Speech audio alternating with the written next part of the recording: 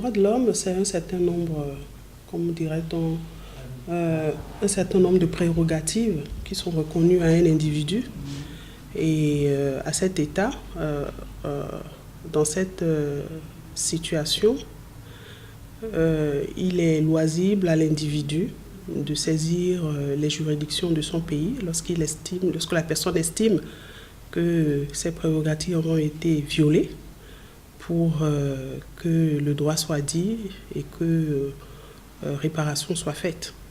Nous avons généralement pour coutume à l'université ici d'avoir des associations estudiantines qui défendent la cause des étudiants. Tout ça rentre dans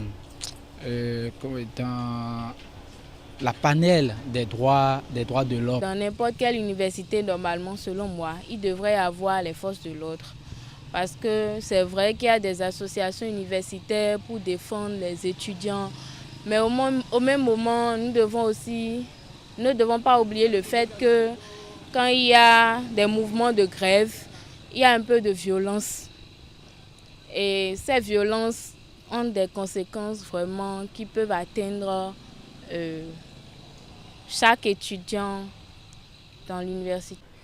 Nous constatons qu'il n'y a pas le respect des franchises universitaires. Parce que ouais, il y a certaines personnes, quand ils voient les policiers, ils ont peur.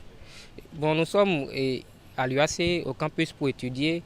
On n'a pas besoin des policiers nécessairement. Sur ce plan, je vois bien qu'il y a beaucoup de polémiques autour de ça, puisqu'en temps, nous avons refusé le droit de faire les grèves sur le campus. Et je crois bien qu'avec les mouvements, notre droit est en train de revenir, le droit selon lequel nous devons nous associer pour pouvoir défendre nos causes et nos intérêts. Comparativement à d'autres pays de la sous-région, les droits de l'homme connaissent une situation relativement acceptable, nonobstant quelques poches qui peuvent faire l'objet de critiques.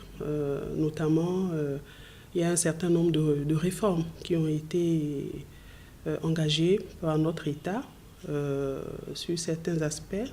La situation, sans être la meilleure, n'est pas vivable. Bon, je crois qu'il y a déjà pas mal d'ONG qui travaillent sur cet aspect-là, qui est l'accompagnement des personnes qui estiment être lésées. On leur,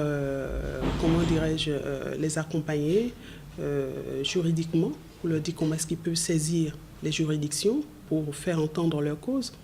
Et à cet effet, je voudrais rappeler à notre attention qu'en octobre dernier, la chaire UNESCO a formé un certain nombre d'acteurs de la société civile sur les méthodes de saisine des juridictions en cas de violation. Comment saisir ces juridictions-là?